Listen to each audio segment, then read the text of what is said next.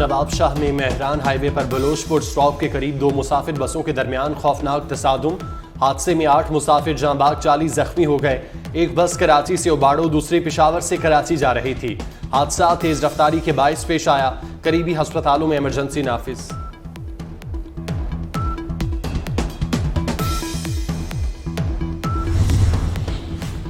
پاکستان اور I am F کے درمیان ورچوئل مذاکرات۔ معاشی ٹیم نے آئی ایم ایف کو مزید کیے گئے اقدامات بارے آگاہ کیا۔ بجٹ میں ترامیم کے ذریعے ٹیکس اقدامات پر بریفنگ دی گئی۔ اسٹیٹ بینک کے درآمدات سے پابندی ہٹانے کے فیصلے بارے بھی بتایا گیا۔ بجٹ میں 438 ارب روپے کے ٹیکس مزید وصول کیے جائیں گے۔ فائنانس بل میں کی جانے والی ترامیم سے متعلق بھی بریفنگ دی گئی۔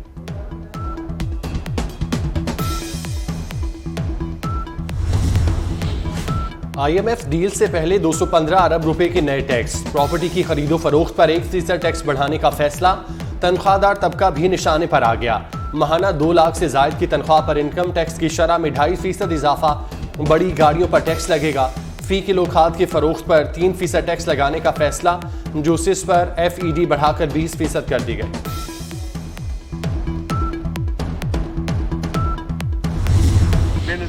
سپورٹ پروگرام غربت سے نپٹنے کے لیے حکومت پاکستان کا ایک فلیگ شپ پروگرام ہے۔ مالی سال 2021-22 میں اس پروگرام کے لیے 250 ارب مختص کیے گئے تھے۔ موجودہ حکومت نے اپنے بجٹ فسکل ایئر 2022-23 میں اس کو 250 کو بڑھا کے آپ کو یاد ہوگا 360 ارب رکھے تھے، اور مسلح افواج کے حاضر سروس ملازمین کی سیلریز اور ریٹائرڈ پینشنوں کے لیے مالی سال 23-24 میں خاطر خواہ اضافہ کیا گیا ہے۔ اسی طرح نجی شعبے کے ملازمین کے لیے بھی کم از کم اجرت کو 25,000 روپے سے بڑھا کر 32,000 روپے ہم نے کیا ہے۔ ڈار کا مالیاتی ڈسپلن لاگو۔ 3 پینشنز اور 2 نوکریوں والوں کی عیاشی ختم۔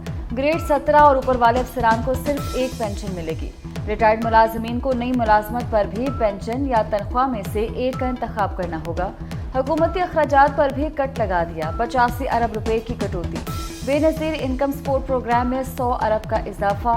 یوٹیلیٹی سٹورز کے لیے بھی رقم 10 ارب روپے بڑھا دی۔ وزیر خزانہ کا درآمدات پر پابندیاں بھی ختم کرنے کا اعلان۔ علماء کرام کا جناح ہاؤس لاہور کا دورہ۔ 9 مئی کو حساس تنصیبات پر حملے، ملک دشمنی قرار۔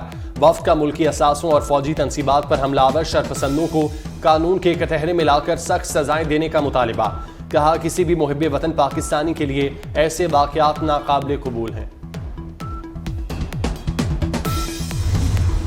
شہدائے پاکستان کو قوم کا سلام۔ لانس نائک فہیم مشتاق 12 مئی 2023 کو قلعہ سیف اللہ ہیڈ کوارٹر پر دہشت گردوں کے حملے کے دوران دفاع کے لیے جام شہادت نوش کیا۔ والدین کو بیٹے کی شہادت پر فخر۔ شہید کے ورثاء کا 9 مئی کو شہداء کی یادگاروں کی بے حرمتی کی سخت مذمت۔ پاک فوج کا قوم کے لیے ایک اور نایاب تحفہ۔ وسطی کرم میں 16 سال بعد کوئلے کی کان کا آغاز۔ 170 میں سے 62 کانوں کا افتتاح کر دیا۔ 650 سے زائد مزدوروں کو روزگار مل گیا۔ کان کنی کی سرگرمیوں سے 5000 سے زائد ملازمتوں کے مواقع پیدا ہوئے۔ سیکیورٹی فورسز نے کرم سے دہشت گردی کا خاتمہ بھی کیا۔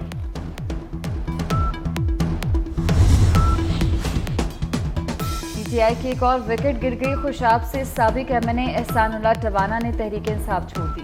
سانحہ 9 مئی کی مذمت کرتے ہوئے کہا کہ بطور محب وطن پاکستانی وطنی عزیز کے ناقابل تسخیر دفاع کے لیے مسلح افواج کے کلیدی کردار کا زبردست حامی ہوں۔ چیئرمین پیپلز پارٹی بلاول بھٹو سے اسلام آباد میں اہم شخصیات کی ملاقاتیں۔ وسطی، بالائی اور جنوبی پنجاب کی اہم شخصیات کی پیپلز پارٹی میں شمولیت۔ جہلم سے ملک جاوید، نظر اقبال اور راجہ سفیر PP میں شامل۔ خوشاب سے ملک ذیشان عوان اور چودھری شوکت جیالے بن گئے۔ سیالکوٹ سمیت دیگر علاقوں سے بھی کئی رہنماؤں نے پیپلز پارٹی کی حمایت کا اعلان کر دیا۔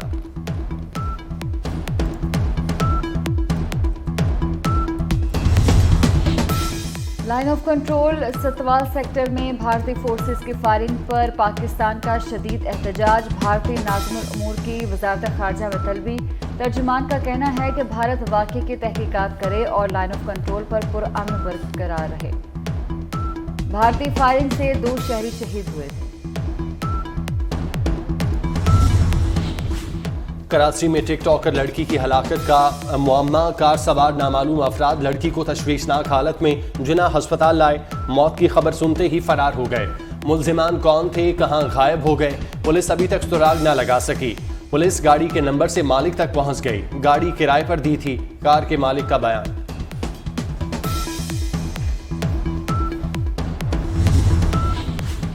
تنگوانی میں ڈاکو راج برقرار، ڈیرہ سرکی کے قریب لوٹ مار کے لیے مسافر کوچ پر فائرنگ، شیشے ٹوٹ کر ٹائر بھی برسٹ۔ ملزمان نے اسلحے کے زور پر مسافروں کو یرغمال بنا لیا۔ بس کوئٹہ سے پنجاب کے شہر صادق آباد جا رہی تھی۔ سپورٹ پروگرام غربت سے نپٹنے کے لیے حکومت پاکستان کا ایک فلیگ شپ پروگرام ہے۔ مالی سال 2021-22 میں اس پروگرام کے لیے 250 ارب مختص کیے گئے تھے۔ موجودہ حکومت نے اپنے بجٹ فسکل ایئر 2022-23 میں اس کو 250 کو بڑھا کے آپ کو یاد ہوگا 360 ارب رکھے تھے، اور مسلح افواج کے حاضر سروس ملازمین کی سیلریز اور ریٹائرڈ پینشنوں کے لیے مالی سال 23-24 میں خاطر خواہ اضافہ کیا گیا ہے۔ اسی طرح نجی شعبے کے ملازمین کے لیے بھی کم از کم اجرت کو 25,000 روپے سے بڑھا کر 32,000 روپے ہم نے کیا ہے۔ ڈار کا مالیاتی ڈسپلن لاگو، 3 پینشنز اور 2 نوکریوں والوں کی عیاشی ختم۔ گریڈ 17 اور اوپر والے افسران کو صرف 1 پینشن ملے گی۔ ریٹائرڈ ملازمین کو نئی ملازمت پر بھی پینشن یا تنخواہ میں سے ایک کا انتخاب کرنا ہوگا۔ حکومتی اخراجات پر بھی کٹ لگا دیا، 85 ارب روپے کی کٹوتی۔ بے نظیر انکم سپورٹ پروگرام میں 100 ارب کا اضافہ، یوٹیلیٹی سٹورز کے لیے بھی رقم 10 ارب روپے بڑھا دی۔ وزیر خزانہ کا درآمدات پر پابندیاں بھی ختم کرنے کا اعلان۔ شہدائے پاکستان کو قوم کا سلام، لانس نائک فہیم مشتاق 12 مئی 2023 کو قلعہ سیف اللہ ہیڈ کوارٹر پر دہشت گردوں کے حملے کے دوران دفاع کے لیے جام شہادت نوش کیا۔ والدین کو بیٹے کی شہادت پر فخر، شہید کے ورثاء کا 9 مئی کو شہداء کی یادگاروں کی بے حرمتی کی سخت مذمت۔ پاک فوج کا قوم کے لیے ایک اور نایاب تحفہ، وسطی خرم میں 16 سال بعد کوئلے کی کان کا آغاز، 170 میں سے 62 کانوں کا افتتاح کر دیا، 650 سے زائد مزدوروں کو روزگار مل گیا۔ کان کنی کی سرگرمیوں سے 5000 سے زائد ملازمتوں کے مواقع پیدا ہوئے۔ سیکیورٹی فورسز نے کرم سے دہشت گردی کا خاتمہ بھی کیا۔